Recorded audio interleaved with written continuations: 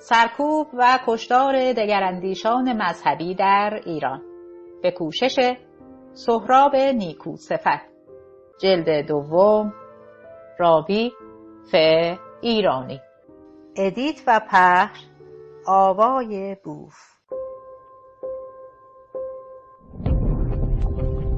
آوایبوف.com.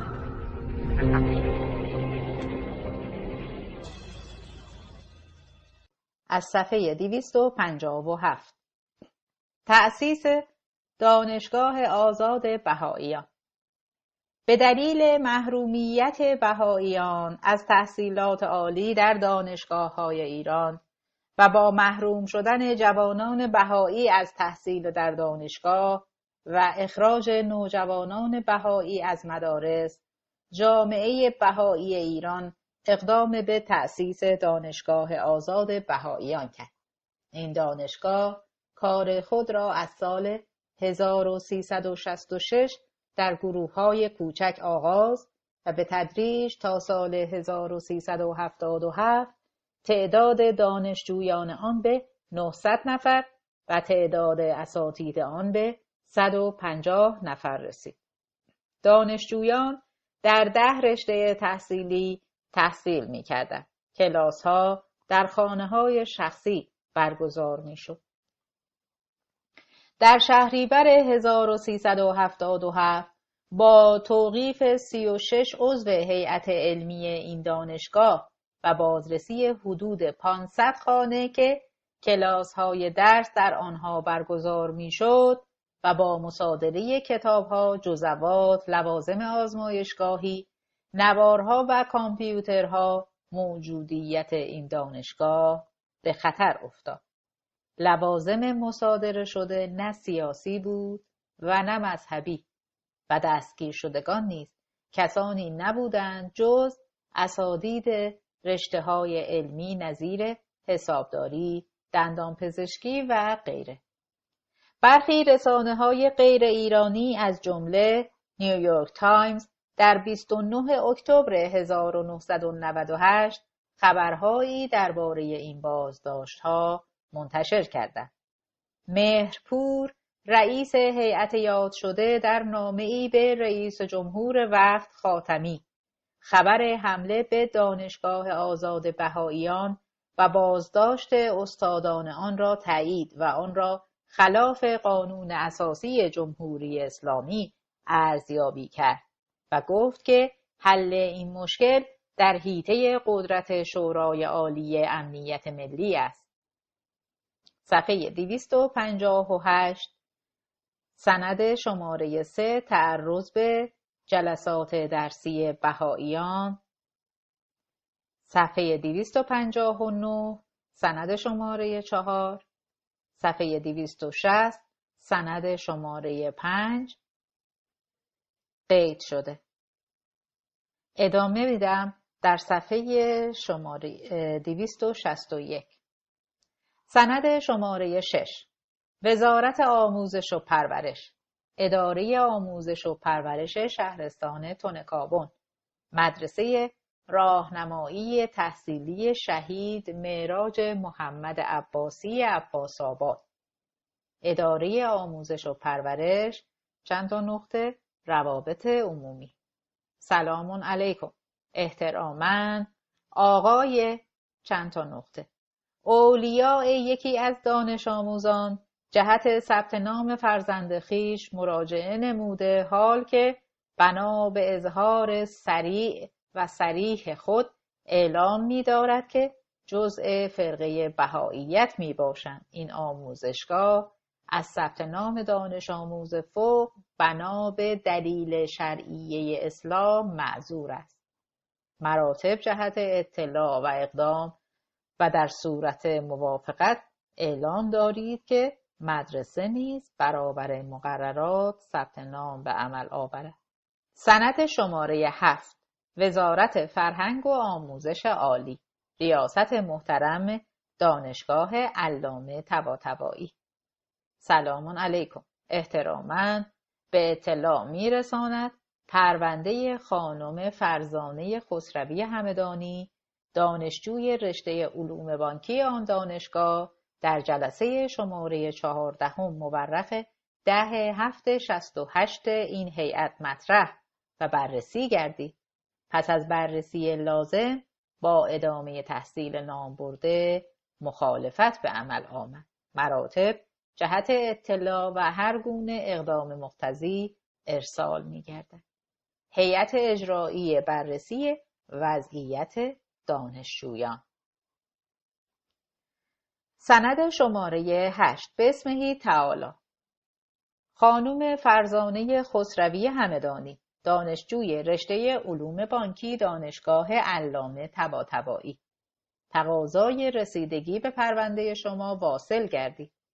با توجه به محتویات پرونده شما و اینکه جناب عالی به اتهام به وابستگی به فرقه ضاله از ادامه تحصیل منع شده اید، لازم است جهت ادامه تحصیل خود مدرک 3 بار اعلام براءت از فرقه مذکور در روزنامه‌های کثیرالانتشار کشور را برای این هیئت ارسال. داخل پرانتز فتوکپی اعلام براءت پرانتز بسته تا بررسی و اخذ تصمیم گردد. در صورت عدم ارائه مدارک یاد شده مطابق ضوابط با شما رفتار خواهد شد. سند شماره 9 باسمه تعالی. برادر خواهر، ضمن اعلام وصول مدارک ثبت نام شما جهت شرکت در آزمون سراسری سال تحصیلی 1371-72 بدین وسیله به اطلاع می‌رساند نظر به اینکه دین خود را در بند 19 تقاضانامه مشخص ننموده اید، لذا دین خود را ذیلاً با علامت ضرب در مشخص و تا تاریخ 30/11/71 به آدرس تهران صندوق 15875 -1214 سازمان سنجش آموزش کشور واحد رفع نقص ارسال نمایید. در صورت تایید یا عدم ارسال پرونده شما باطل می گردد. 1 اسلام، 2 مسیحی، 3 کلیمی، 4 زرتشتی. با امتنان فراوان ضمن اعتقاد به کلیه الهیه چون پیرو هیچ یک از ادیان مذکوره فوق نیستم، لذا فرم را سفید گذاشتم، ولی در خصوص معارف دینی معارف اسلامی مورد انتخاب این جانب است. امضا 26/1/71. سند شماره 10 وزارت علوم و تحقیقات فناوری محرمانه دانشگاه پیام نور حراست مرکزی. رؤسای محترم کلیه مراکز سلام علیکم. احتراما حسب مصوبه شورای انقلاب فرهنگی و دستور وزارت اطلاعات و حراست کل سازمان مرکزی دانشگاه پیام نور، بهائیان نمی توانند در دانشگاه‌ها و مراکز عالی ثبت نام کنند، لذا در صورت مشاهده ضمن گزارش امر از ثبت نام ایشان جداً خودداری به عمل آورده و در صورت ثبت نام شدن اخراج کردند. مسئول حراست دانشگاه پیام نور منطقه 6.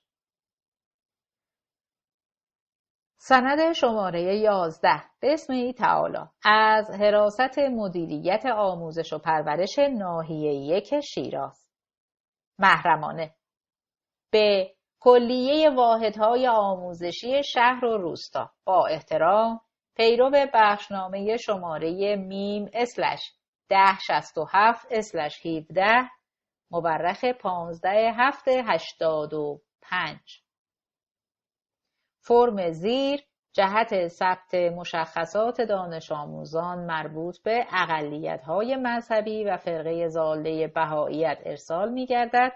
مستدعی است پس از تکمیل آن را جهت بهره برداری لازم به این حراست عودت دهید. فرم ثبت مشخصات دانش آموزان. صفحه 267 سند شماره 12. صفحه 268 سند شماره 13. 269 ادامه سند. صفحه 270 ادامه میدم. سند شماره 13. کپی نامه ارسالی دوم به شورای عالی انقلاب اسلامی. پیرو نامه ارسالی این جانب در تاریخ 5/10/85 توسط پست پیشتاز که کپی رسید آن ضمیمه است و طی تماس‌های تلفنی بنده ظاهراً به دست شما نرسیده است. حضور محترم شورای عالی انقلاب اسلامی 13/10/85.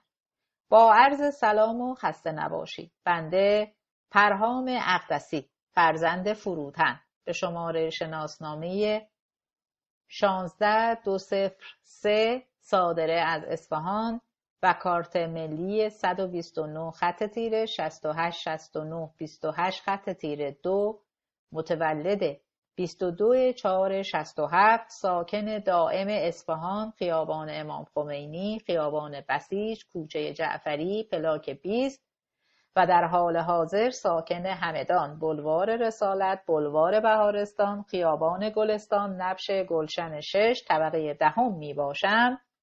در کنکور سال 1385 با شماره پرونده 4194 شماره داوطلبی 10470 عنوان مدرک ریاضی فیزیک استان اصفهان ثبت نام بودم. سپس در کنکور شرکت کرده و بعد از اعلام نتایج رتبه 9111 منطقه 1 کشور را کسب نمودم. سپس انتخاب رشته بوده و بعد از اعلام نتایج بنا به اطلاع رسمی سازمان سنجش کشور مندرج در پیک سنجش در رشته فیزیک اتم مولکولی کد رشته 1075 دولتی روزانه دانشگاه بوعلی سینا همدان جزو قبولی ها اعلام شدم. در تاریخ مقرر به این دانشگاه رجوع نموده و با آنکه جزء اقلیت مذهبی بهایی بودم بدون هیچ مشکل در تاریخ 8/7/85 در این دانشگاه ثبت نام نمودم. پس از مدت 3 ماه شرکت در کلاس ها و اخذ کارت دانشجویی دائم در تاریخ 3/10/85 توسط رئیس اداره حراست و رئیس اداره آموزش دانشگاه ملی طی جلسه‌ای حضوراً به من ابلاغ شد که از دانشگاه اخراج شده و دیگر حق شرکت در کلاس‌ها و حضور در امتحانات را ندارم. از آنجایی که در نوبت روزانه مورد پذیرش قرار گرفتم تا کنون هزینه‌ای نپرداختم، اما اکنون بعد از 3 ماه که من کاملا در همدان ساکن شده‌ام از طرف دانشگاه به دلیل عقیده‌ام بهایی اخراج گردیدم.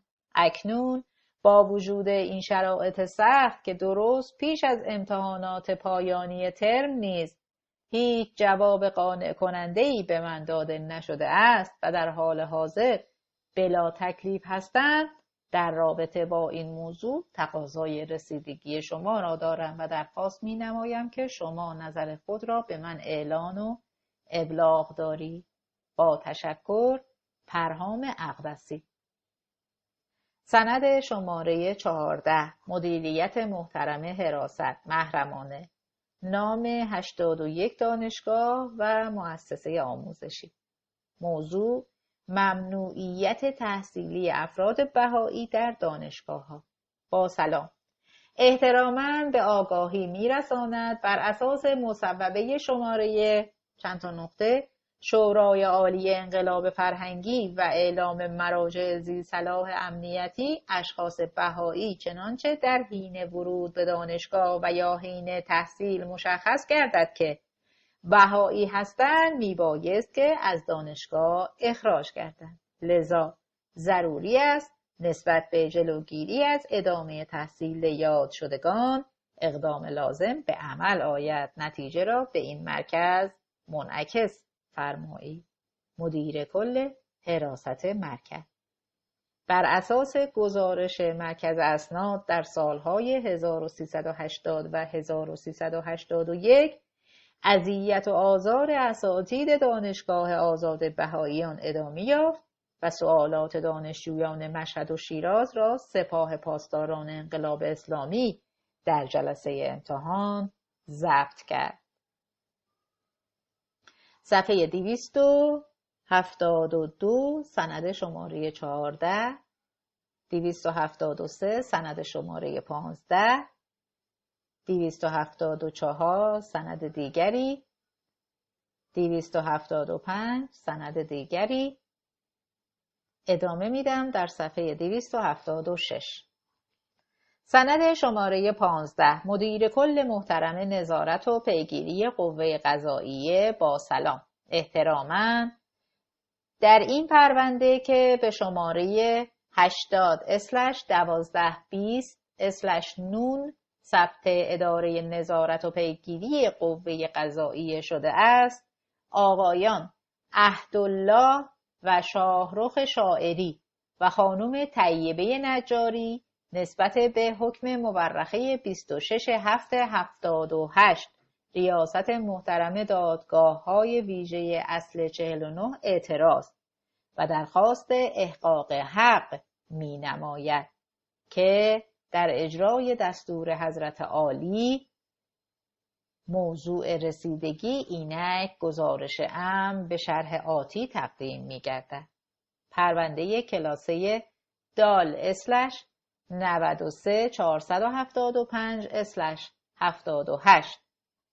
به دلالت مدارک موجود در پرونده کلاسه فوق متعاقب استحضار مقام معظم رهبری مد ظله العالی از اقدامات فرهنگی و جذب نیرو توسط فرقه ضاله بهائیت و دستور معظم الله به اینکه کار بسیار خطرناکی است به وزارت اطلاعات و وزارت آموزش عالی بگویید از طریق قانون جدا مقابله شود، معاونت محترم وزیر اطلاعات ضمن انعکاس موضع فعالیت فرقه ضاله بهائیت و دستور مقام معظم رهبری مد ظله العالی و انجام اقدامات معمول به عنوان ریاست محترم دادگاه اصل 49 پیشنهاد مصادره اموال مورد شناسایی آنان را می‌دهد که ریاست محترم دادگاه 49 در مورخه 20/8/77 بدین شرح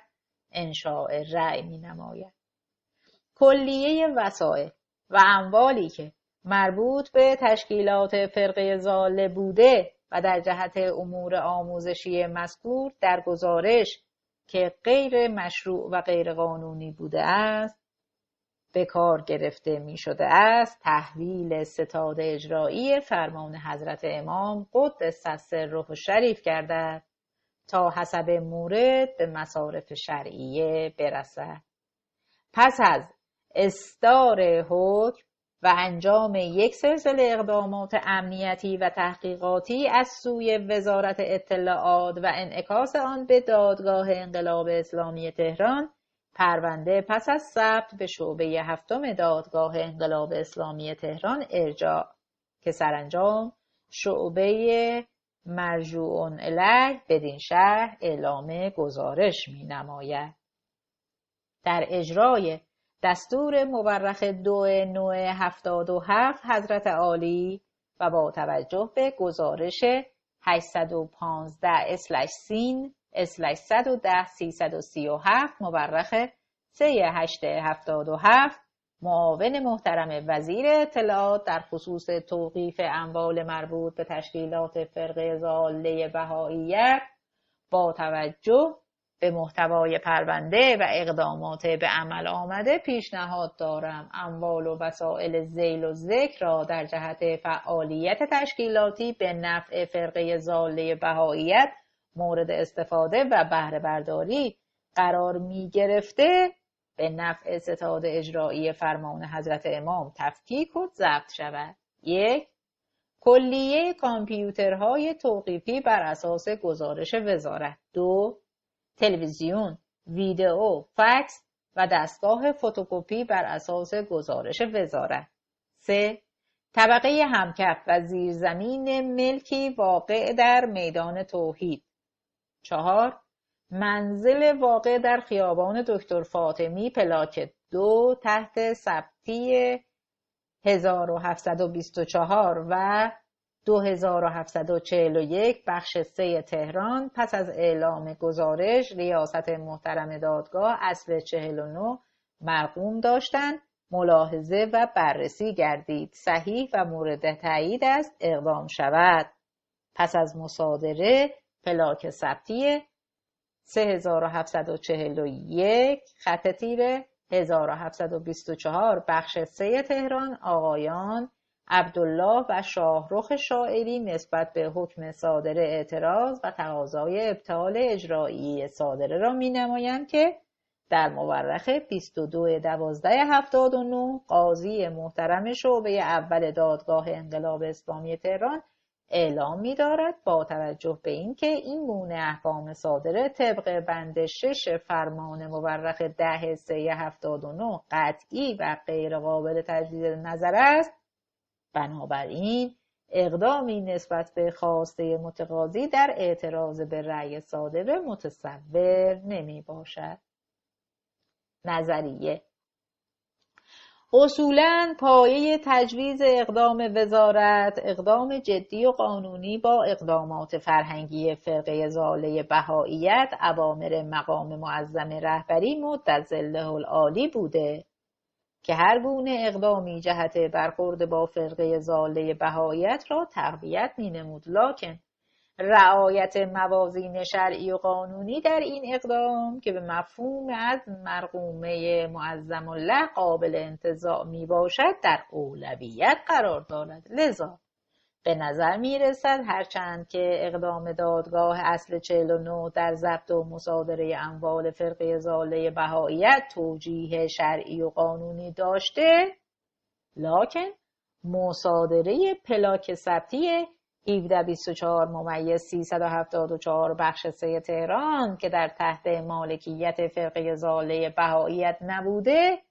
محفوف به شبهه بوده باشد، زیرا اگرچه فعالیت فرهنگی فرقه ضاله بهائیت به تجویز اوامر مقام معظم رهبری مدظله العالی نیازمند مقابله جدی و قانونی می باشد، لکن این مقابله می باید در قالب و چارچوبی اجرا گردد که حقوق من له الحق را محفوظ و مصون نگاه دارد، در حالی که در ما نحن فیه به حقوق آقای عبدالله شاعری به عنوان مالک پلاک ثبتی 3741/724 پ بخش 3 تهران بی‌اعتنایی شده است، چون در پلاک ثبتی 1724/374 بخش 3 تهران آقای کامران مرتضایی که جزء فرقه ضاله بهائیت می باشد هیچ گونه مالکیتی نداشته، بلکه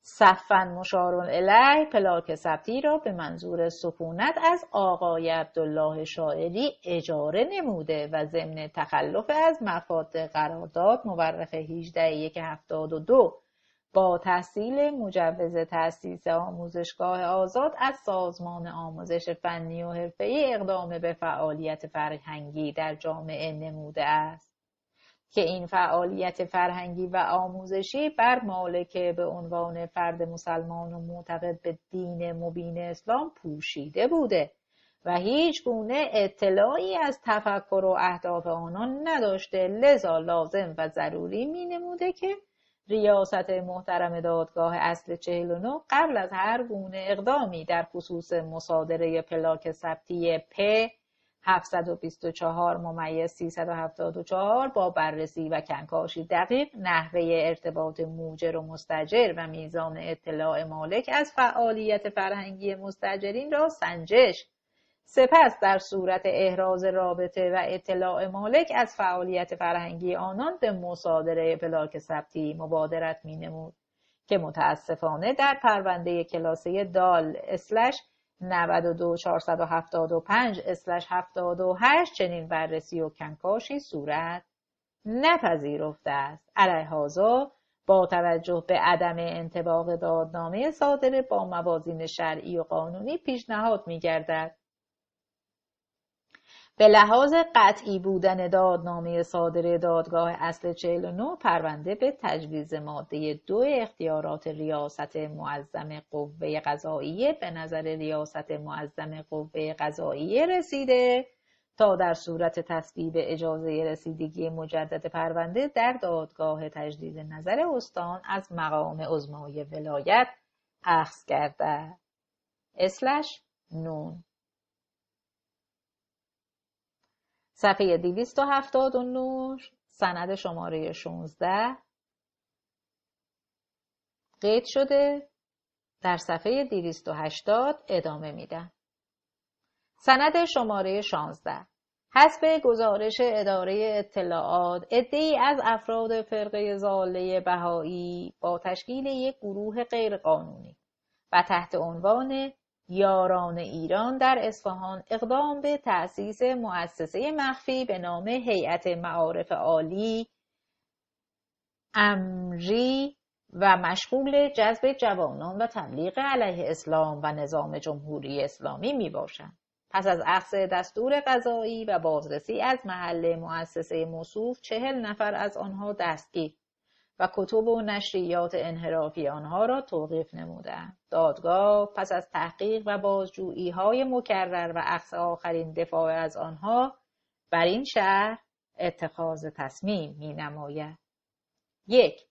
آقای سینا حکیمیان فرزند طرازالله به شناسنامه شماره 286 و متولد 1232 صادره از کرمان و ساکن اصفهان، شغل پزشک عمومی و دارای سابقه کیفری به جرم مشابه به شرح صفحه 42 پرونده در سال 62 در دادگاه انقلاب اسلامی تهران محکوم به 10 سال حبس گشته و پس از عفو گذشت اسلامی سوء استفاده نموده یکی از اعضای فعال فرقه کهگیلویه و بویراحمد و مأمور تشکیل معارف بهائیان که در صفحات 12 تا 18 و 28 تا 32 جزوه تحقیقات توسط اطلاعات و صفحات 14 تا 17 و 28 تا 32 پرونده این دادگاه اقرار صریح به جرائم انتصابی دارد و با توجه به سابقه قبلی او و سوء استفاده از رأفت اسلامی و به استناد ماده 498 قانون تعزیرات اسلامی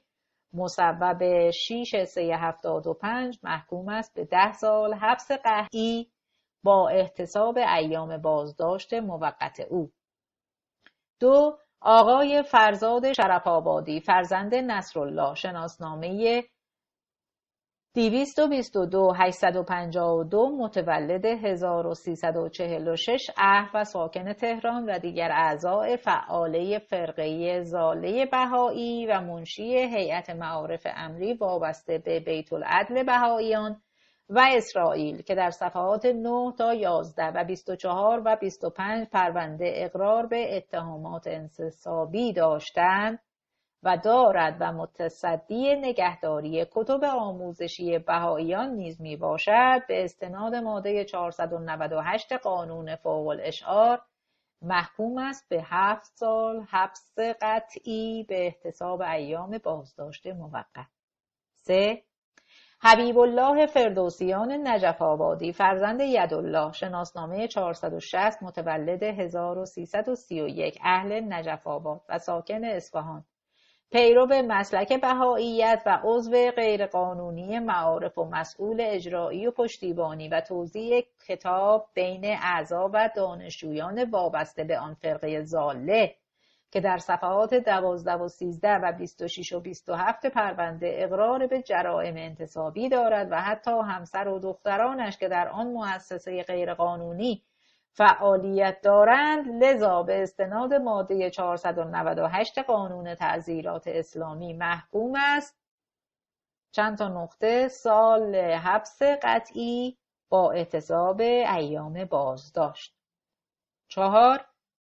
ضیاءالله میرزا پناه فرزند محمد علی به شناسنامه 44 و متولد 1320 صادره از یزد ساکن تهران، رابط بین تهران و اصفهان و هیئت و مؤسسه معارف بهائیان و فعالیت علیه نظام جمهوری اسلامی که در صفحات 18 و 19 و 22 و 23 و 59 پرونده اقرار به جرائم انتصابی دارد. لذا به استناد ماده 498 قانون مزبور محکوم است به 3 سال حبس قطعی با احتساب ایام بازداشت موقت او و مجموع کتاب‌ها و مجلات و نشریات آنها ضبط می‌گردد تا تحویل مراکز مربوطه شود.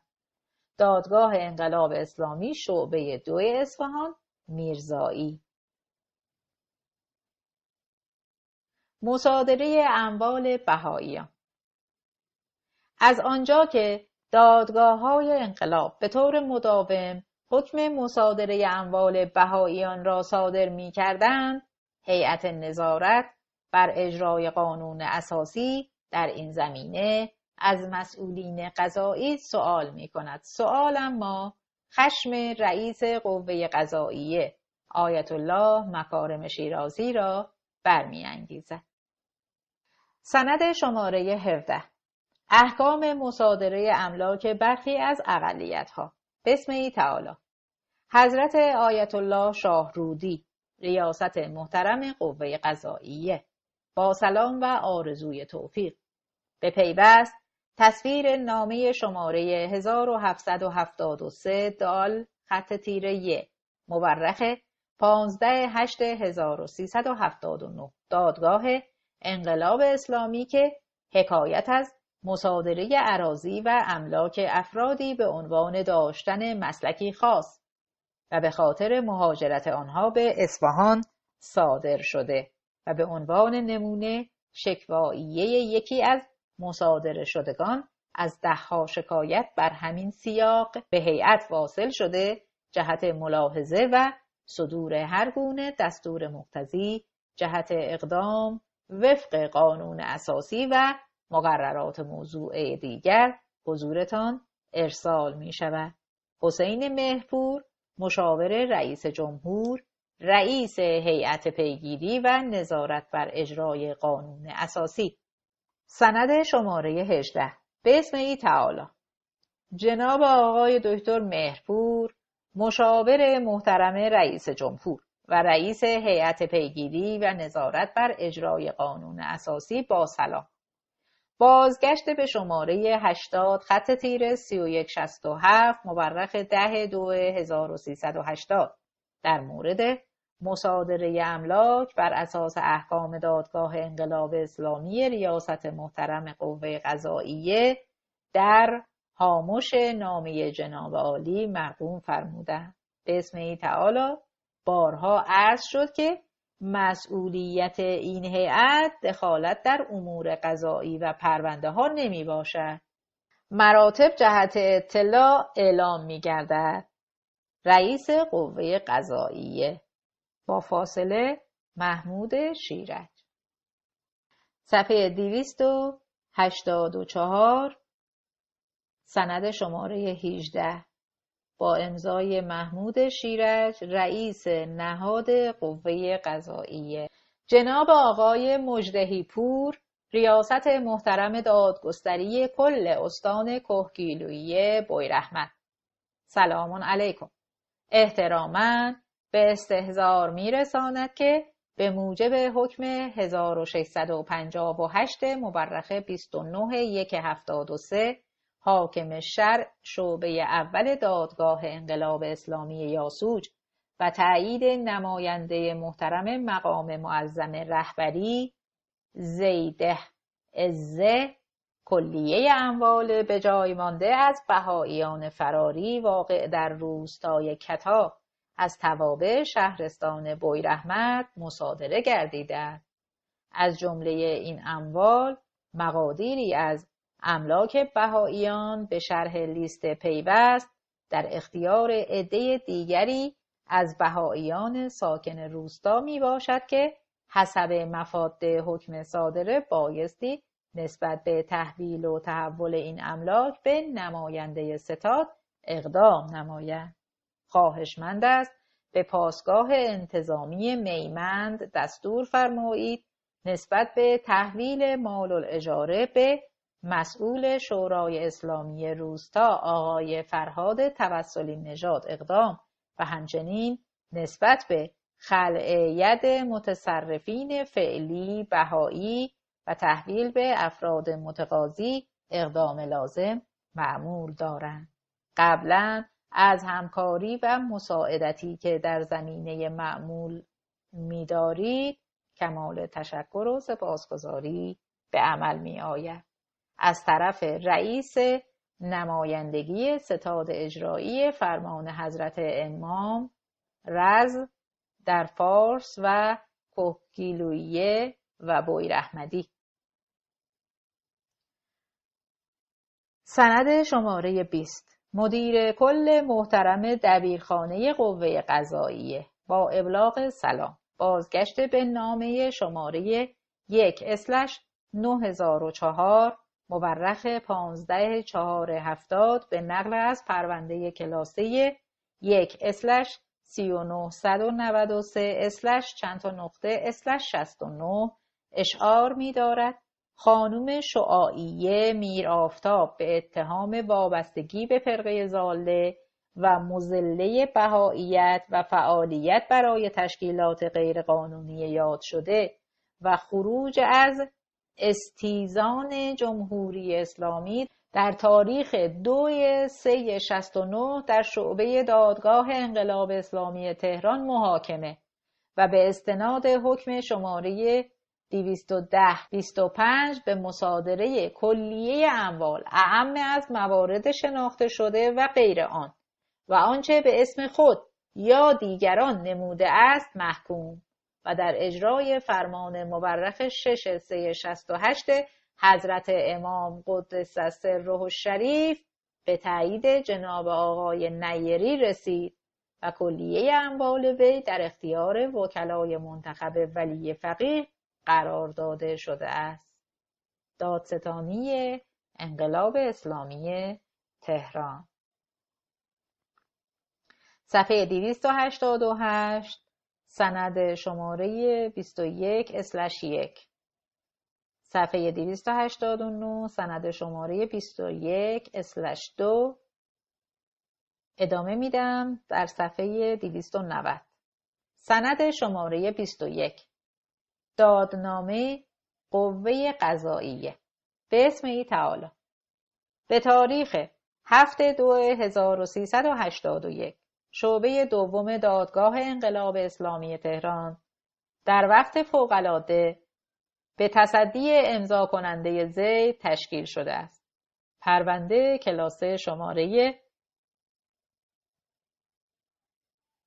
1/39/232 تا /69/61/80/2 محکومون علیها خانم پروین دخت مهاجر جاسبی فرزند لطف‌الله در ارتباط با گزارش مورخ 27/12/1380 قاضی شعبه پنجم اجرای احکام راجع به تقاضای نامبرده تحت نظر قرار دارد.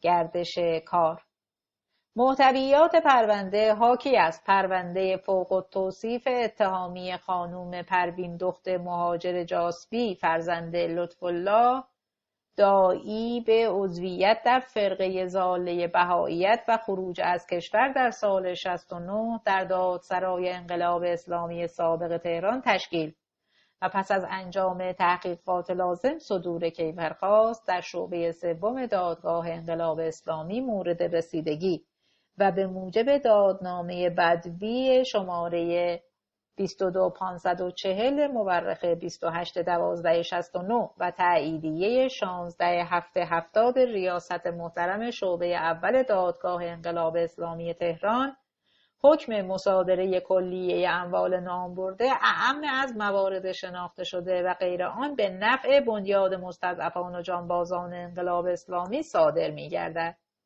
در اجرای رأی مرقوم به طوری که بنیاد مذکور گزارش نموده است، تنها اموال شناسایی شده از محکومون علیه یک قطعه باغچه به شماره پلاک ثبتی 53/1302 واقع در مسلم آباد شهریار، حوزه ثبتی کرج، مشتمل بر یک باب منزل مسکونی می باشد. در پی مراجعت نامبرده و تقاضای وی مبنی بر تعیین مستثنیات، با وجودی که طی دادنامه شماره 70/80/2 مورخ 7380 دادگاه قبلا نیز اظهار نظر گردیده است، نتیجتاً با توجه به گزارش 11/1/8/2078 مورخ 4480 معاونت حقوقی بنیاد مستضعفان جانبازان انقلاب اسلامی مبنی بر تعیین مستثنیات و تصمیم شماره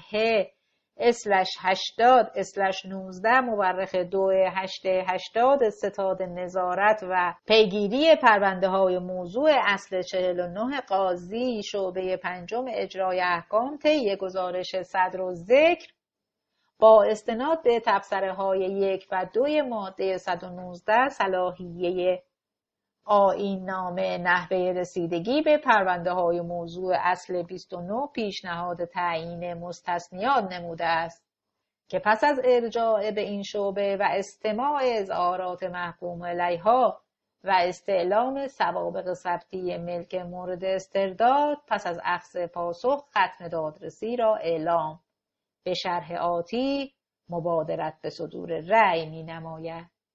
رأی دادگاه در خصوص گزارش قاضی شعبه 5 اجرای احکام راجع به تقاضای خانم پروین دخت مهاجر جاسفی فرزند لطف‌الله مبنی بر تعیین مستثنیات به شرحی که فوقاً گذشت، به موجب دادنامه شماره 22540 مورخ 28/12/69 و تایید به 16/7/70 است. محترم وقت محاکم ویژه اصل 49 کلیه اموال نامبرده به اتهام عضویت در فرقه ضاله بهائیت و خروج از استیمان به نفع بنیاد مستضعفان و جانبازان انقلاب اسلامی محکوم به مصادره گردیده است که در اجرای رأی مرقوم تمامی 6 دانگ ملک پلاک ثبتی 53/1302 واقع در قریه مسلم آباد کرج به مساحت 1762 متر مربع به تملک قطعی بنیاد مذکور درآمده است. از پایه با توجه به اینکه نامبرده سال 1360 از کشور خارج و مدت حدود 19 سال با سایر اعضای خانواده خود در آلمان ساکن و مقیم شده است و اخیراً تنها به ایران مراجعه و تقاضای مستثنیات نموده، با بررسی‌های به عمل آمده برای دادگاه احراز نگردید که اولاً ایشان واقعاً قصد سکونت در ایران را دارد و ثانیاً نیاز به مستثنیات داشته باشد و لذا استناداً به ماده 19 آیین نامه نحوه رسیدگی به پرونده های اصل 49 قانون اساسی خواسته خانم پروین دخت مهاجر جاسفی مبنی بر تعیین مستثنیات برای وی رد می گردد. حکم صادره پس از ابلاغ ظرف مدت 20 روز قابل تجدید نظر در دادگاه تجدید نظر استان تهران می باشد. رئیس شعبه دوم دادگاه انقلاب اسلامی تهران. سند شماره 22 ریاست محترم اداره ثبت احوال ناحیه شمال شرق. سلام علیکم. احتراما به اطلاع میرساند به موجب حکم شماره 22784 مورخه 6/2/70 دادگاه انقلاب اسلامی تهران، اموال خانواده وحدت حق فرزندان حسین از جمله پلاک ثبتی 6932 ممیز 496 بخش 2 به نفع این ستاد مسترد گردیده. علیهذا دستور فرمایید با توجه به مراتب فقه نسبت به صدور سند جدید به نام ستاد اجرایی فرمان مورخ 6268 حضرت امام ره اقدام و اصل سند را به برادر حمدالله جلالوند تحویل نمایند. یادآوری می‌گردد برادر یاد شده ذیل دفاتر ثبت را به نمایندگی امضا خواهند نمود. سند شماره 23 ستاد اجرایی فرمان امام قدس سره الشریف. احتراما بدین وسیله تصاویر دادنامه شماره 22794 مورخ 6370 و 22794 مورخ 12870 صادره از سوی شعبه سوم و اول دادگاه‌های انقلاب اسلامی تهران در خصوص محکومیت وحید و شهاب و روحیه وحدت حق فرزندان حسین به پیوست ارسال می‌گردد. مقتضی است در اجرای حکم صادره نسبت به شناسایی و تملیک اموال نامبردگان اقدام نموده و نتیجه را با ارسال ریستی از ریز اموال منقول و غیر منقول با ذکر مشخصات دقیق جهت درج در سوابق به این دادیاری اعلام فرمایی. دادستانی انقلاب اسلامی تهران. سند شماره 24 ابلاغیه ساکنی. آقا / خانوم وحدت، ساکن محترم ملک واقع در سهروردی خرمشهر پلاک 24 طبقه سوم، دارای پرونده فروش 5125 پرونده ملکی 13505 پرونده حقوقی 1518. سلام علیکم. بدین وسیله به اطلاع میرساند برابر سیاست‌های جاری ستاد مقرر گردیده املاک و مستغلات ستاد از طریق مزایده عمومی به فروش برسد. لذا با توجه به انتخاب ملک مورد سکونت یا کسب جناب عالی جهت عرضه در مزایده 11 که در آذر سال جاری برگزار می شود شایسته است در صورت تمایل به خرید و استفاده از تسهیلات ویژه ساکنین همزمان با برگزاری مزایده و با همراه داشتن این ابلاغیه به منظور اطلاع از نحوه شرایط شرکت در مزایده تا تاریخ چند تا نقطه به اداره یکم املاک تهران دفتر فروش واقع در ضلع شمالی میدان ونک مراجعه نمایید. شرایط 1. تعیین جناب عالی به عنوان نفر برنده در صورتی که قیمت پیشنهادی شما حداکثر تا مبلغ 10 میلیون ریال کمتر از بالاترین قیمت پیشنهادی باشد. 2. تنظیم مبایع نامه با 25% پیش پرداخت و مابقی مطابق شرایط اعلامی در مزایده می باشد. در ضمن قبل از برگزاری مزایده و به منظور کسب اطلاعات بیشتر می توانید با شماره تلفن 87 25 790 تماس حاصل نمایید. سند شماره 25 ستاد اجرایی فرمان حضرت امام. خانم چند تا نقطه وحدت حق، ساکن محترم ملک به نشانی خیابان سهروردی ابتدای خیابان خرمشهر پلاک 24 آپارتمان طبقه سوم جنوبی. با سلام. نظر به این که مال الاجاره ملک مورد سکونت جناب عالی تا اتخاذ تصمیم برای فروش و حد اکثر به مدت 1 سال در تاریخ 13/7/78 از قرار ماهیانه 1,200,000 ریال تعیین گردیده، لذا در پایان هر ماه نسبت به واریز آن به حساب جاری 11/11 این ستاد نزد بانک ملی شعبه ستاد فرمان امام ره اقدام و اصل فیش مربوط را به این اداره ارائه فرمایی. بدیهی است در صورت عدم پرداخت به موقع اقدام قانونی معمول خواهد شد. سند شماره 26 فرمانداری شهرستان بستان‌آباد دبیرخانه محترم هیئت نظارت بر اجرای قانون اساسی نهاد ریاست جمهوری. با سلام و احترام. عطف به نامه شماره /میم/1153 مورخه 26/10/80 منضم به شکواییه آقایان فیض الله ورقایی، فیروز کاظمپور، علی وثوقی از ساکنین سابق روستای مسلق بر اساس گزارش تحقیقات انجامی که برابر اظهارات اعضای شورای اسلامی و ریشسفیدان محل تهیه شده است، نامبردگان پیش از انقلاب اسلامی از روستا مهاجرت نموده و زمینهای متعلقه توسط برادرانشان به اسامی صادق ورقایی، میرزا آقاپور و علی وثوقی که بهایی بوده اند اداره می شده است.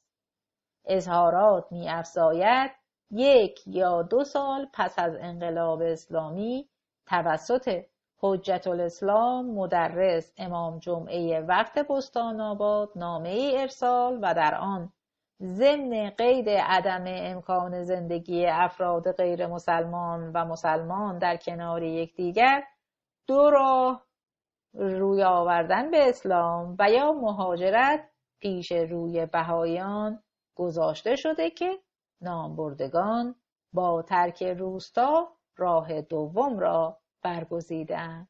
طبق اظهارات به دنبال آن حدود 2 سال حجت الاسلام مدرس زمینهای ایشان را به اجاره داده و سپس چند سالی نیز توسط دادگاه انقلاب این کار انجام گرفته است. نهایتاً آقای نجفی رئیس دادگاه و رئیس ستاد اجرایی فرمان حضرت امام ره زمینهای مورد نظر را بین اهالی روستای مسلق به مزایده گذاشته است. مراتب اعلام می‌گردد. سند شماره 27 ستاد اجرایی فرمان حضرت امام اموال در اختیار ولایت فقیه ابلاغیه. آقای اکبر دیانت ساکن ملک شماره 18772 واقع در خیابان سهروردی شمالی خیابان خرمشهر پلاک 24 طبقه 4 روی همکف.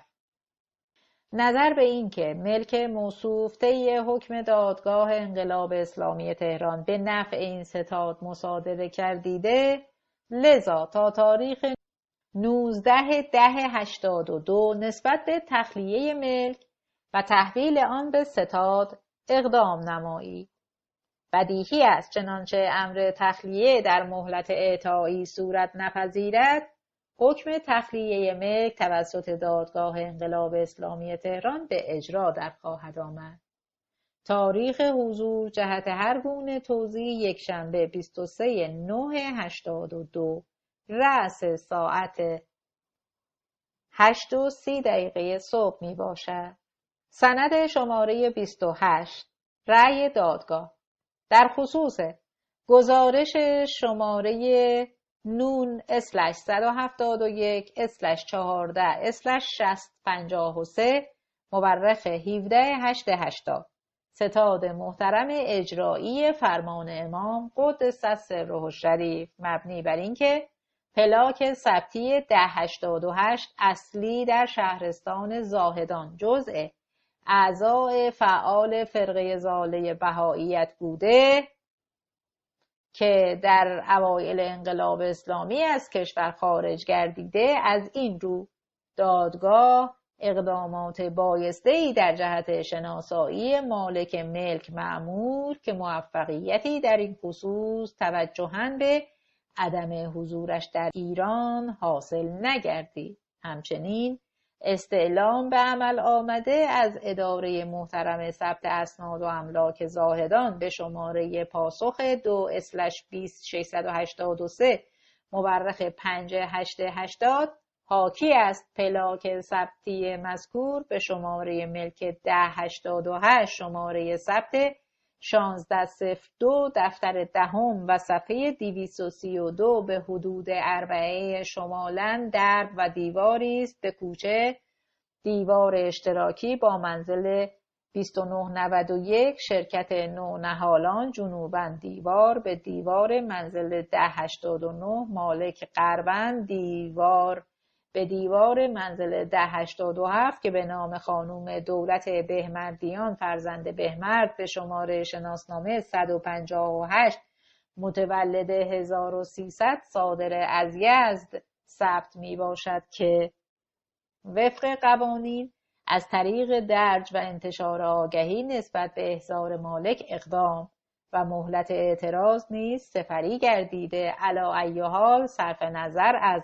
اقدامات انجام شده و اینکه وی در سال 81 نیز از سوی دادسرای انقلاب اسلامی وقت زاهدان تحت تعقیب قرار گرفته ولی وی قبل از آن یعنی در مورخه 12/11/57 همزمان با روز ورود تاریخی حضرت امام رضوان الله تعالی علیه به کشور مشار الیه نیز از کشور خارج گردیده است و از آن زمان تا کنون در بلاد کفر و در کشور کانادا. سند شماره 29 دادگستری جمهوری اسلامی ایران دادنامه بسم تعالی کلاسه پرونده 85/350 ه دادنامه 85/570 مرجع رسیدگی کننده شعبه اول فلارد خواهان پیمان بهامین ساکن اتوبان ذوب‌آهن کوچه گلزار نهم کوچه آتی شرکت شعله نجم خاور جلیل بهامین بهارستان خیابان طاووس 15 پلاک 371 عادل بهامین اصفهان بهارستان خیابان طاووس پلاک 371 احسان بهامین اصفهان اتوبان ذوب‌آهن کوچه گلزار کوچه آتی شرکت شعله نجم خاور خوانده ضیاء ارمکان ساکن گرداب خواسته اثبات مالکیت به تاریخ 2/12/85 در وقت مقرر جلسه شعبه اول دادگاه عمومی فلارد به تصدی امضا کننده ذیل تشکیل است. پرونده امر تحت نظر است. پس از بررسی اوراق و محتویات پرونده ختم رسیدگی را اعلام و به شرح ذیل مصادرت به صدور رأی می نماید. رأی دادگاه در خصوص دعوای آقایان پیمان، احسان، جلیل، عادل، شهرتین همگی بهامین به طرفیت آقای ضیاء ارمکان به خواسته اثبات مالکیت به شرح دادخواست تقدیمی با عنایت به محتویات پرونده نظر به اینکه خواهانها از فرقه بهائیت می باشند و مطابق قانون اساسی جمهوری اسلامی ایران قوانین عادی اهلیت قانونی استیفاء تابعین فرقه مذکور به رسمیت شناخته نشده است لذا مستنداً به اصول 14 13 و 12 قانون اساسی جمهوری اسلامی ایران و ماده 958 قانون مدنی و ماده 2 از قانون آیین دادرسی مدنی قرار عدم استماع دعوی نامبردگان را صادر و اعلام می‌دارد رأی صادر ظرف 20 روز پس از ابلاغ قابل تجدید نظرخواهی در محاکم تجدید نظر مرکز استان 4 محال و بختیاری می باشد. رئیس دادگاه عمومی فلارد خلیلی مقدم. ثبت ازدواج بهائیان. ثبت ازدواج از آغاز انقلاب از مشکلات اصلی جامعه بهایی بود. از دوران رضاشاه بهائیان با این مشکل روبرو بودند و ازدواج آنان ثبت نمی‌شد. در دوران محمد رضا شاه این مشکل تا حدودی حل شده بود، اما در جمهوری اسلامی به شکل بسیار حادتری بازگشت. نامه شماره 43/1134 مورخه 15/12/57 از سوی ثبت احوال ثبت ازدواج بهائیان را ممنوع اعلام می‌کند. هیئت امور نظارت بر اجرای قانون اساسی مفاد این بخشنامه را مغایر با قانون اساسی دانست و حل آن را خواستار شد. رئیس جمهور در بخشنامه‌ای به تاریخ 2/12/1378 دستور می‌دهد که ثبت ازدواج بدون قید مذهب بلامانع است. بسیاری از ادارات ثبت احوال از اجرای این دستور خودداری می‌کنند. چنانکه از اسناد شماره 30 و 31 برمی‌آید، تنها در این زمینه دکتر مهرپور موفق می‌شود توافق مقامات مسئول را در حل این مشکل کسب کند. به رغم این دستور، بهائیان همچنان برای ثبت ازدواج خود با مشکلاتی روبرو بوده و هستند. سند شماره 30 حضرت حجت الاسلام و المسلمین جناب آقای خاتمی، ریاست محترم جمهوری، با سلام و آرزوی توفیق قبول طاعات، همانطور که مستحضرید یکی از مسائل و مشکلاتی که پیروان ادیان غیر رسمی با آن روبرو هستند، عدم ثبت ازدواج در دفتر اسناد رسمی و شناسنامه است و شکایات متعددی در این زمینه به هیئت میرسد. با بررسی موضوع مشخص شد عدم ثبت واقعه ازدواج منتسب به بخشنامه صادره از رئیس سازمان ثبت احوال کشور در اسفند ماه 1357 است که به ادارات ثبت احوال اعلام نموده قید مذهب داخل پرانتز اسلام، کلیمی، مسیحی، زرتشتی پرانتز بسته در اقرارنامه‌های تنظیمی برای ثبت ازدواج ضروری است و ثبت ازدواج بدون قید مذهب ممنوع اعلام شده است. سازمان ثبت احوال بر اجرای این بخشنامه پای می‌فشارد و آن را منبعث از اصل 13 قانون اساسی و قانون اجازه رعایت احوال شخصیه ایرانیان غیر شیعه و نیز مصوبه شورای عالی انقلاب فرهنگی در سال 1369 می‌داند. داخل پرانتز تصویر بخشنامه و نامه سازمان ثبت احوال پیوست است. پرانتز بسته. در حالی که به نظر هیئت ترتیب اثر ندادن به ازدواج فرق غیر اسلامی ولو غیر رسمی و به رسمیت نشناختن آن مغایر اصل 14 قانون اساسی و حتی موازین شرعی می باشد و مراتب طی نامه‌ای خدمت آقای وزیر کشور اعلام شده که تصویر آن به پیوست اعلام می گردد.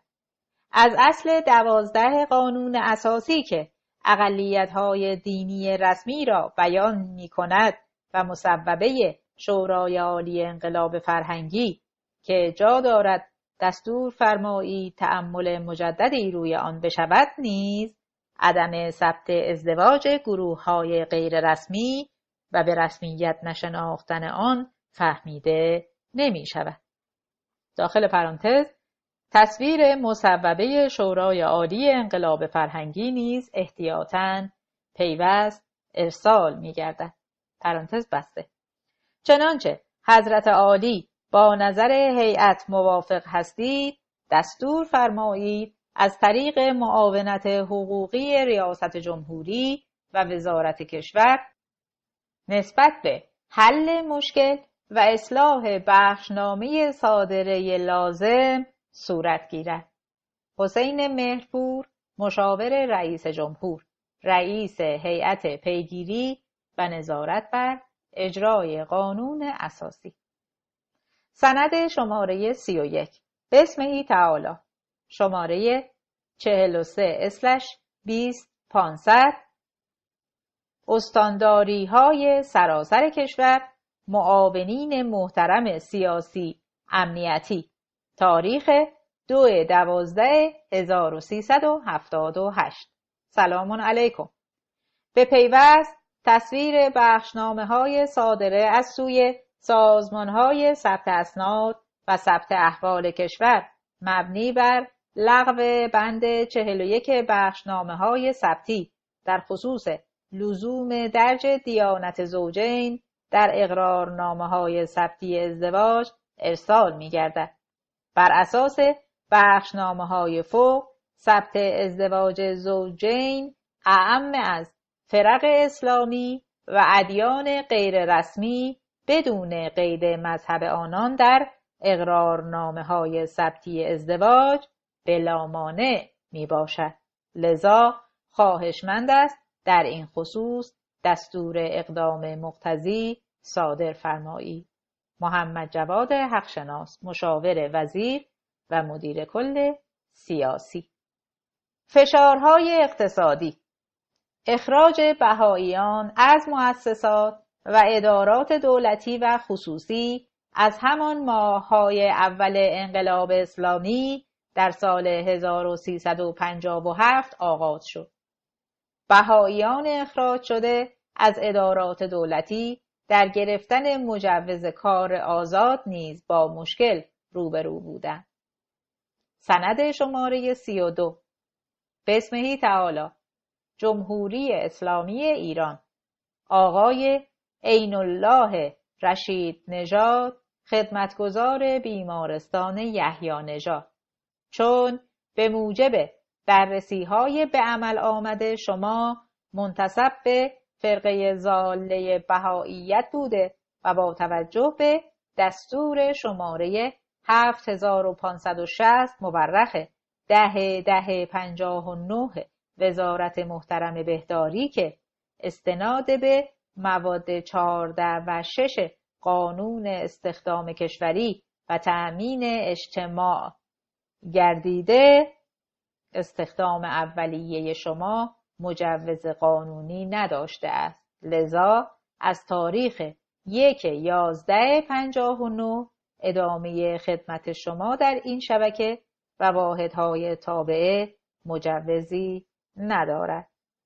بدیهی است در صورت اعتراض به انتساب به فرقه مذکور پس از مراجعه و تکمیل پرسشنامه مربوطه این حکم غالب تجدید نظر خواهد بود. وزارت بهداری، دفتر وزیر، اداره کل کارگزینی استان تهران، سازمان. با توجه به اینکه پس از تصویب قانون اساسی جمهوری اسلامی این وزارتخانه‌ها و مؤسسات دولتی بر پایه نظام اسلامی و ضوابط جمهوری اسلامی ایران اداره می‌شوند، شایسته نیست هنوز هم در واحدهای تابع این وزارتخانه افرادی باشند که صریحاً خود را منتسب به فرقه ضاله بهائیت می‌دانند. لذا با استنباط ماده 14 قانون استخدام کشوری و ماده 6 آیین‌نامه استخدامی، تأمین اجتماعی و نیز سایر آیین‌نامه‌های استخدامی که در آنها عدم فساد عقیده را یکی از شرایط استخدام محسوب داشته، بنابراین از ابتدا استخدام این قبیل افراد مجوز قانونی نداشته است. دستور فرمایید سریعاً به پرونده متهم به داشتن عقیده بهائیت می باشد رسیدگی و کتباً از آنان استعلام و چنانچه بر این عقیده اصرار و ابرام می ورزند حکم استخدام اولیه آنان را چه با استناد قانون استخدام کشوری و چه با استناد آیین نامه استخدامی، تأمین اجتماعی و یا سایر مقررات استخدامی صادر شده باشد، از بدو استخدام لغو و از تاریخ 1/11/59 به خدمت آنان خاتمه داده شود و نسبت به سنوات خدمت هر یک نیز برابر موازین قانون کار اقدام نماید. صفحه 314 سند شماره 34. سند شماره 34 دادگاه انقلاب اسلامی شهرستان مراغه بسم تعالی. جلسه دادگاه متهمین 1. رأفت برقاسا فرزند عطاالله اهل مراغه مقیم میاندوآب، آدرس فعلی بیمارستان، آدرس مادر شوهرش خیابان زرین، کوچه گلمراد، شغل بهیار، دارای شوهر و اولاد، باسواد، بهایی، تبعی ایران، بدون سابقه محکومیت کیفری. 2. آسیه غلامی فرزند عرب علی اهل و ساکن میاندوآب، خیابان مهاباد، بلوار نمازی، کوچه بشیری، دارای شوهر و اولاد، باسواد، بهایی، تبعی ایران، بدون سابقه محکومیت کیفری، در ساعت 10 صبح روز شنبه 15/6/59 دائر و پس از بررسی محتویات پرونده خطاب به متهمین چه مذهبی دارید؟ جواب: بهایی هستیم و پدر و مادر نیز بهایی می باشند و حاضر نیستیم مسلمان شویم. اسلام آوردن چند مرتبه تکلیف شده و امتناع کردند. پس از استماع دفاعیه متهمین به شرح زیر مبادرت به صدور رأی می نماید. با توجه به محتویات پرونده متهمین و استنکاف آنان از اسلام آوردن، حکم به اخراج آنان از بیمارستان صادر و اعلام می دارد و ضمناً برای تعیین تکلیف حد شرعی برابر مقررات موازین اسلامی تا صدور دستور از طرف شورای عالی قضایی و تصویب لایحه مربوط از طرف مجلس شورای اسلامی با قید ضمانت یا سپردن وثیقه آزاد می شوند که هر وقت دادگاه احضار کرد حاضر شوند. از امضا نمودن خودداری کردند. توضیح اینکه متهمین هر یک با اخذ وثیقه به مبلغ 1,000,000 ریال آزاد شوند. صفحه 316 سند شماره 35 آقای فیض‌الله علی تبار: چون وابستگان شما به فرقه ضاله بهائیت به شرح اعتراف و اقرار مورخ 18/1/61 شما به هیئت بدوی بازسازی نیروی انسانی سابق وزارت کشور محرز و مسلم بوده است، لذا حکم اخراج شماره 80/78/19/635 مورخ 10/2/61 در این زمینه نافذ می باشد و به همین دلیل طرح مجدد پرونده اتهامی شما در هیئت‌های رسیدگی به تخلفات اداری فاقد محمل قانونی است. صفحه 317 سند شماره 36 قید شده. سند شماره 36 وزارت آموزش و پرورش، هیئت بدوی رسیدگی به تخلفات اداری مرکز، تاریخ صدور 20/11/67 رأی شماره 805. جلسه هیئت بدوی مرکزی رسیدگی به مستند اداری در تاریخ 21/11/67 پرونده اتهامی خانم قدسی رضوانی به شماره شناسنامه 585 صادره از کاشان، متولد 1218، شماره مستخدم 1861 خط تیر 9 ه واو. آخرین مدرک تحصیلی دیپلم طبیعی، دارای گروه 8 پایه 12، آخرین پست آموزگار آموزش و پرورش شهرستان منطقه استان تهران، وضعیت استخدامی بازنشسته، به شرح زیر رسیدگی کرد. گردش کار: رابط و مسئول هماهنگی هیئت‌های رسیدگی به تخلفات اداری، رونوشت به نامه شماره 1224/2/62 مورخ 21/2/62، پرونده استخدامی مشارون الیها را طی شماره 105/7312 مورخ 12/1067 جهت صدور رأی مقتضی به این هیئت ارسال می‌نماید.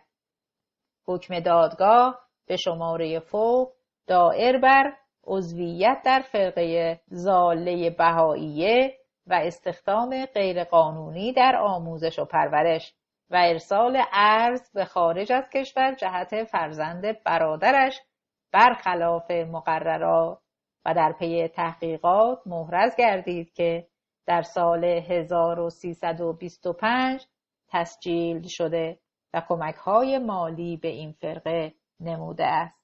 دادگاه در دفاع از خود عضویت در این فرقه را قبول و خود را بهایی زاده دانسته است.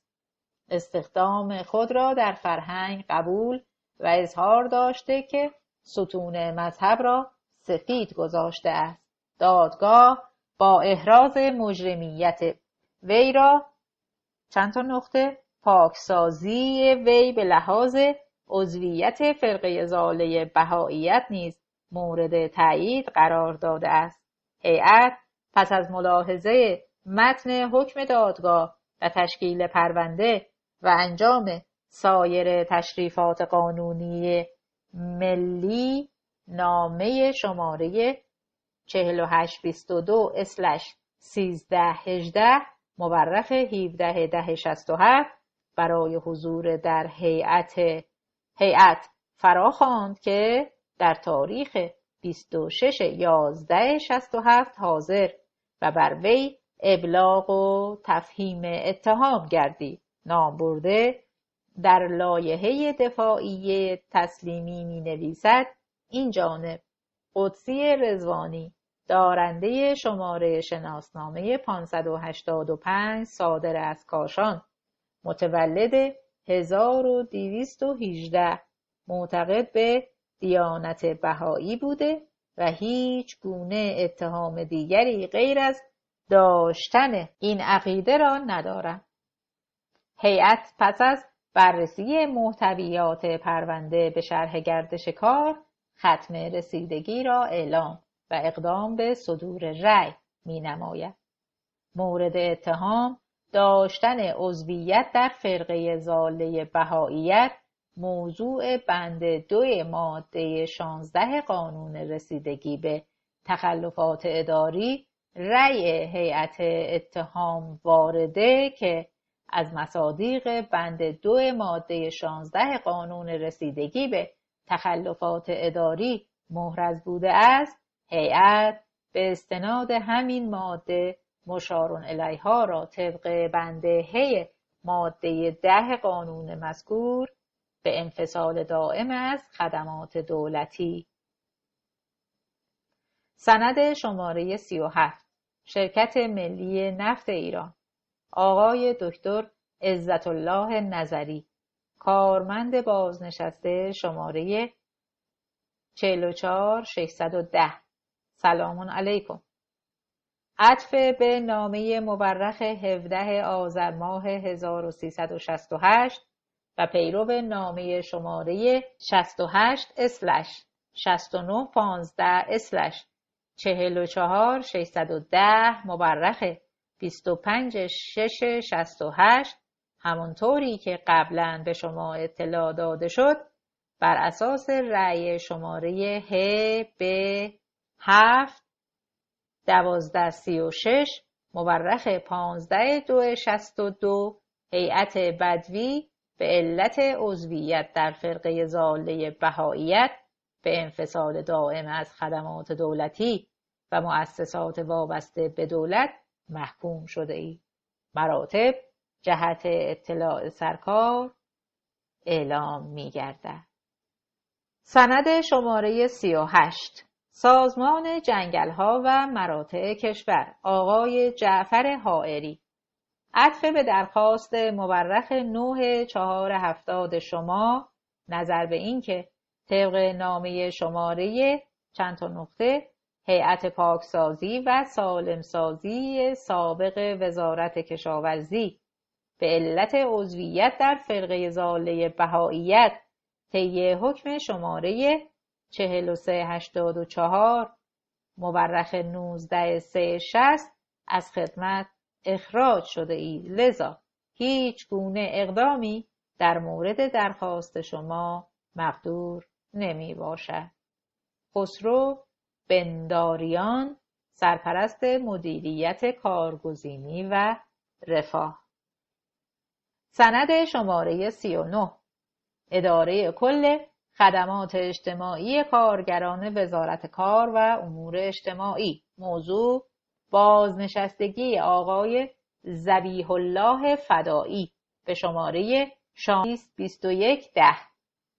بازگشت به نامه شماره 76532 مورخ 11/7/1368 به اطلاع می‌رساند مستمری نامبرده بر اساس رأی هیئت بدوی بازسازی نیروی انسانی که به اتهام عضویت در فرقه ضاله بهائیت به انفصال دائم از خدمات دولتی و وابسته به دولت محکوم گردید، حکم شماره 28827/6 مورخ 23/6/1362 لغو گردید. لذا پرداخت مستمری بازنشستگی مقدور نمی باشد.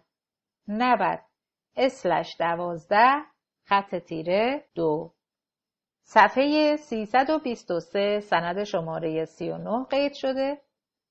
صفحه 324 سند شماره 40 سازمان تأمین اجتماعی.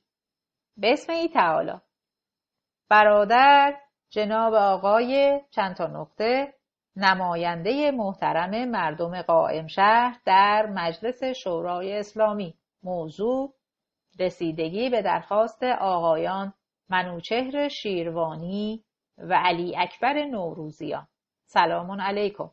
بازگشت به نامه شماره 4/سین/4089 مورخ 23/8/1368 آن جناب به استحضار می‌رساند نامبردگان بر اساس احکام صادره از طریق هیئت بدوی بازسازی نیروی انسانی وزارت بهداشت درمان و آموزش پزشکی به علت عضویت در فرقه ضاله بهائیت محکوم به انفصال دائم از خدمت دولتی و وابسته به دولت گردیده اند. لذا متاسفانه هیچ گونه اقدامی در جهت برقراری مجدد مستمری آنان میسر نمی باشد.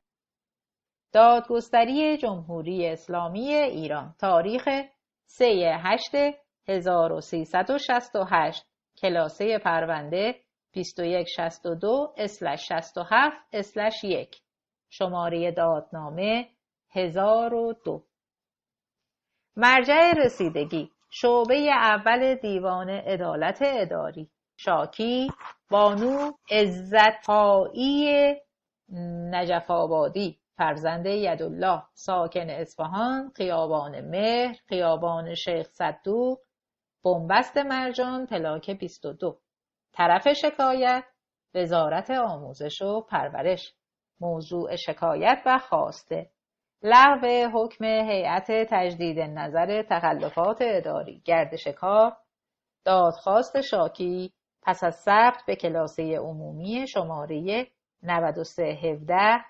12/11/67 دیوان عدالت اداری، ارجاع آن به شعبه اول به کلاسه فوق در این شعبه ثبت و پس از انجام تشریفات مقدماتی در وقت فوق‌العاده به ریاست امضا کننده زیر و مشاورت آقای مهرخانی تحت رسیدگی است که با توجه به محتویات آن و پاسخ واصله از خواننده و نظریه کتبی مشاور ختم رسیدگی را اعلام و به شرح آتی مبادرت به صدور رأی می نماید. رأی شعبه اول: شاکیه در شکواییه تقدیمی خود اعلام کرده است وی را به جرم بهاییت به انفصال دائم از خدمات دولتی و قطع حقوق و لغو حکم بازنشستگی محکوم نموده‌اند. تقاضای رسیدگی و لغو حکم هیئت‌های تخلفات اداری دارد. با دقت در محتویات پرونده و مدارک موجود در آن و متن دادخواست چنین به نظر می رسد که نامبرده در تاریخ 1/7/58 بازنشسته شده و به اتهام عضویت در فرقه ضاله بهاییت پرونده وی در هیئت بازسازی مطرح ولی منجر به صدور رأی نگردیده و همچنین در تشکیل هیئت بدوی رسیدگی به تخلفات اداری رسیدگی به موضوع اتهام وی به این هیئت اخیرالذکر محول شده و هیئت مذکور مشارون الیه را به انفصال دائم از خدمات دولتی محکوم کرده و در اثر اعتراض وی موضوع مجدداً در هیئت تجدید نظر رسیدگی به تخلفات اداری مطرح گردید. نامبرده در تاریخ 14/9/67 در جلسه هیئت حاضر و پس از تفهیم اتهام کتباً به اتهام وارده اقرار و اعتراف نموده. لذا هیئت تجدید نظر تخلفات اداری با عنایت به اقرار شاکیه و نامه اداره کل اطلاعات اصفهان که به شماره تسجیل وی را 21482 اعلام کرده جرم وی را با بند 2 ماده 19 قانون تخلفات اداری منطبق دانسته و به استناد بند جیم ماده 10 همان قانون رأی هیئت بدوی تخلفات را مورد تایید قرار داده است. با توجه به مراتب فوق در تشریفات رسیدگی و استناد به قانون ایرادی به رأی صادره وارد نبوده و شاکیه دلیلی که بر مخدوش بودن حکم صادر دلالت نماید ارائه نداده است. لذا حکم بر رد شکایت وی صادر و اعلام می گردد. این حکم قطعی است و قابل تجدید نظر در دیوان عدالت اداری نمی باشد. اشراقی، دادرس شعبه اول دیوان عدالت اداری. سند شماره 42 وزارت کار و امور اجتماعی.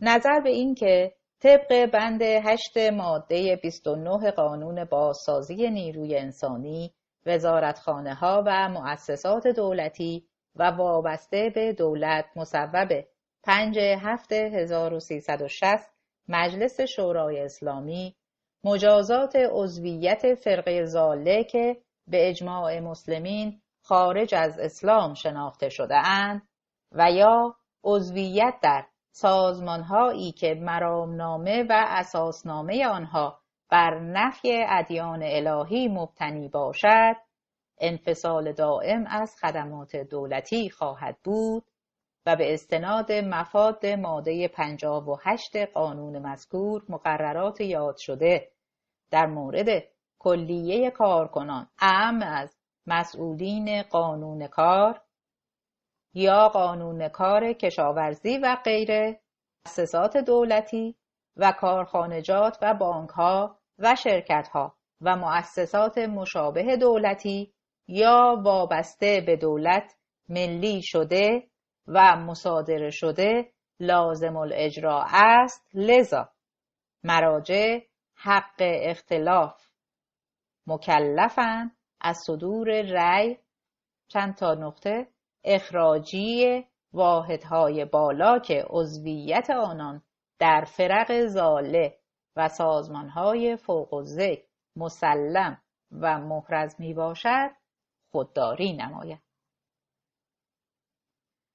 سند شماره 43 وزارت آموزش و پرورش، اداره کل آموزش و پرورش استان مازندران، گردش کار.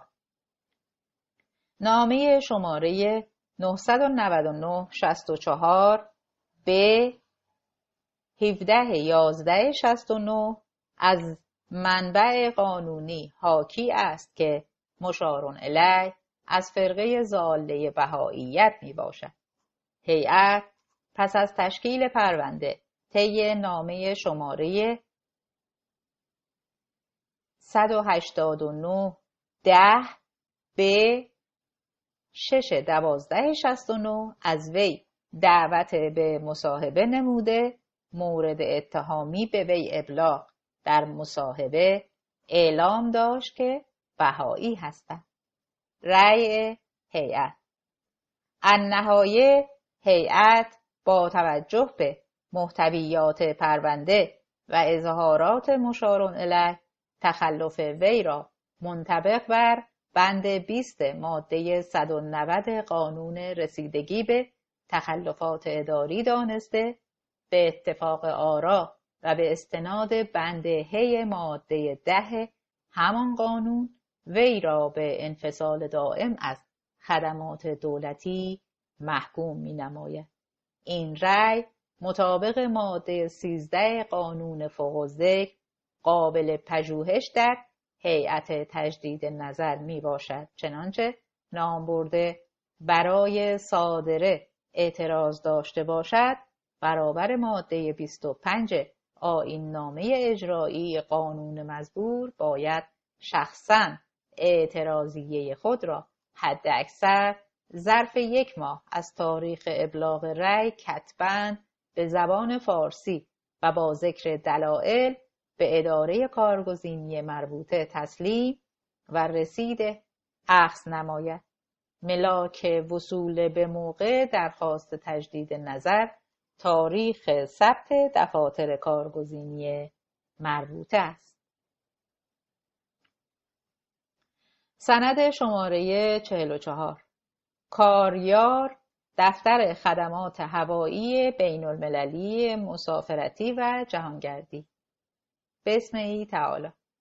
از شرکت مسافرتی کاریار به آقای فروهر رضاپور ضمن تشکر از همکاری صادقانه شما طی مدت 10 سال گذشته و آرزوی موفقیت برای شما از آنجایی که اخیراً طی پرسشنامه درخواستی وزارت ارشاد اسلامی مشخصات کارکنان این شرکت مورد سؤال قرار گرفته است و با توجه به اینکه جناب عالی حاضر به کتمان عقیده خود نشده و در پرسشنامه مربوطه صریحاً دین خود را بهایی اعلام نموده اید، لذا عطف به بخشنامه شماره 1/20/361 وزارت کار و امور اجتماعی به کار جناب عالی خاتمه داده می شود، چنانکه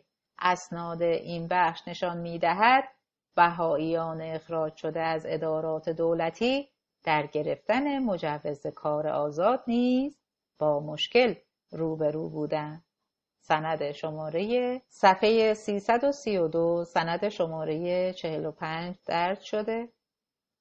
سند شماره 45 رو در صفحه 334 میخونم. حضرت حجت الاسلام و المسلمین جناب آقای خاتمی ریاست محترم جمهوری با سلام. همانطور که مستحضرید اصل 28 قانون اساسی مقرر می‌دارد هر کس حق دارد شغلی را که بدان مایل است و مخالف اسلام و مصالح عمومی و حقوق دیگران نیز برگزیند. دولت موظف است با رعایت نیاز جامعه به مشاغل گوناگون برای همه افراد امکان اشتغال به کار و شرایط مساوی را برای احراز مشاغل ایجاد نماید. چنانکه ملاحظه می‌فرمایید در این اصل در مورد اشتغال افراد به 3 نکته اشاره شده است. 1. اصل آزادی اشتغال برای همه، یعنی حداقل همه اتباع ایران بدون توجه به وابستگی نژادی، قومی، زبانی و مذهبی. 2. تکلیف دولت به ایجاد شرایط مساوی اشتغال برای همه افراد، یعنی بدون توجه به هر نوع وابستگی نژادی، قومی، زبانی، مذهبی. 3.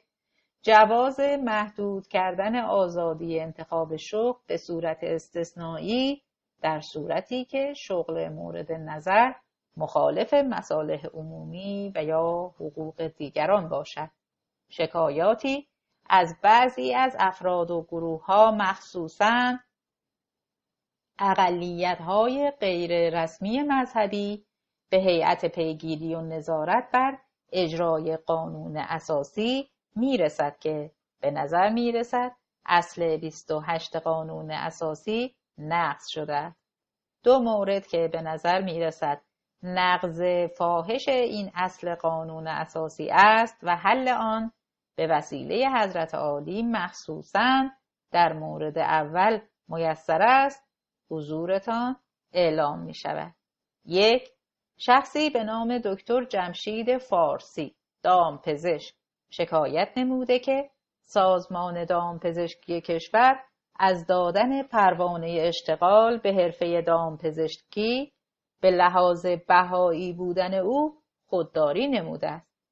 در پیگیری هایی که به عمل آمد معلوم شد امتناع سازمان دامپزشکی به دادن پروانه به نام برده مستند به ماده 12 آیین نامه اجرایی ماده 10 قانون سازمان دامپزشکی کشور مصوب هیئت وزیران در سال 1373 است که شرط صدور پروانه دامپزشکی را تدین به یکی از ادیان رسمی کشور دانسته است.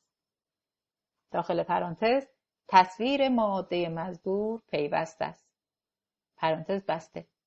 از آن جهت که به نظر نمی رسد اشتغال یک فرد غیر متدین به یکی از ادیان رسمی به امر دامپزشکی مخالف اسلام و مصالح عمومی یا حقوق دیگران باشد، این ماده از آیین نامه مذکور مغایر قانون اساسی به نظر می رسد.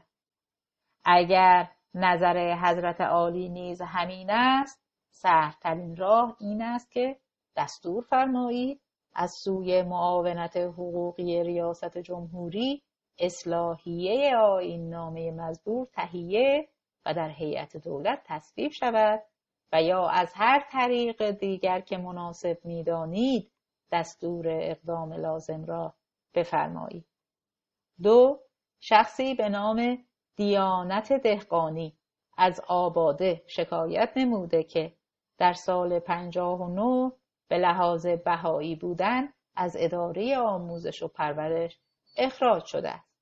برای تأمین معاش مغازه جوشکاری باز کرده که اتحادیه اصناف مغازه او را نیز بسته و اجازه کار به او نمی‌دهند. چون شکایت‌های مشابهی نظیر آن وجود داشت، از مسئولین امور صنفی آباده توضیح خواسته شد. سرانجام دبیر مجمع امور صنفی آباده به هیئت اعلام داشت در خصوص کسب و کار فرقه ضاله قبلا از سوی امام جمعه آباده از حضرت امام ره استفتاء به عمل آمد و امام ره در پاسخ فرمودند از هر گونه معاشرت و معامله با این فرقه ضاله واجب است اجتناب شود. و چون دادن جواز کسب به این افراد و اشتغال آنها در بازار مسلمین ممکن است موجب معاشرت و معامله مردم با اینها گردد و صادرکنندگان مجوز کسب شریک در معامله حرام باشند، از این رو از دادن جواز کسب خودداری شده است. تصویر استفتاء و نامه دبیر مجمع امور صنفی جهت ملاحظه پیوست می باشد. چنانچه ملاحظه می فرمایید دنباله پاسخ حضرت امام ره به استفتاء آمده است نسبت به مقررات دولت نظر دولت باید رعایت گردد. برخی احتمال می دهند که قسمت اول پاسخ حضرت امام ره مبنی بر حرمت معاشرت و معامله تکلیف شخصی افراد است و آنچه در زمینه اعتاب و ابطال جواز کسب حاکم است مقررات قانونی دولت می باشد که با ملاحظه نظم جامعه و قانون اساسی و رعایت حقوق اولیه شهروندان و اتباع ایرانی وضع و اجرا می شود. ولی به هر حال چون مسئله موکول به فتوای شرعی حضرت امام شده است، هیئت مصلحت دانست موضوع را به اطلاع حضرت عالی برساند که عند الاقتضا با کسب نظر شرعی مقام معظم رهبری راهنمود و دستور لازم عملی را صادر فرمایید. حسین مهرپور، مشاور رئیس جمهور و رئیس هیئت پیگیری و نظارت بر اجرای قانون اساسی.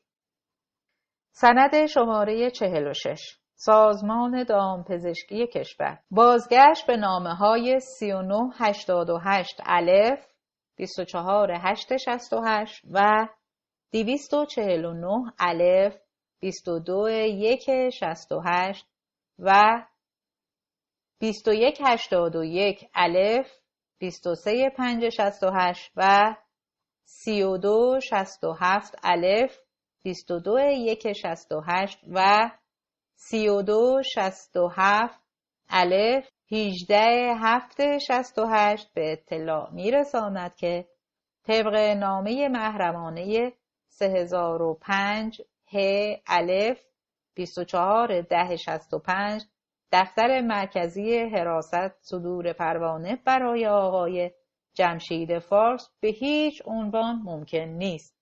لازم به یادآوری است نامبرده طبق درخواست مورخ 11/867 خود فرقه ضاله و عامل دست صهیونیسم آمریکا یعنی بهائیت را دیانت معرفی کرده و خود را نیز بهایی می‌داند. صفحه 337 سند شماره 46 قید شده. سند شماره 47 بخشنامه پیرو بخشنامه شماره 999 31/2/59 اداره کل امور اقتصادی و دارایی استان یادآور می شود از ارجاع هر گونه کار به چاپخانه شبرخ زاهدان خودداری گردد، چون معامله با فرقه ضاله بهائیت طبق شرع اسلام جایز نمی باشد و دارایی نیز موظف به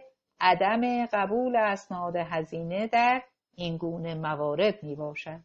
بدیهی است متخلفین شدیداً مجازات خواهند شد. سند شماره 48 از اتحادیه صنف تعمیرکاران لوازم خانگی گرگان به آقای مسعود مسعودی عطف به نامه شماره 99 12/2/68 شما احتراما بدین وسیله به اطلاع می‌رسانیم در بررسی هایی که به عمل آمده و بنا به اعتراف کتبی مورخه 28/466 شخص جناب عالی که معتقد به فرقه بهائیت می باشید، این اتحادیه از دادن پروانه کسبی به شما معذور می باشد.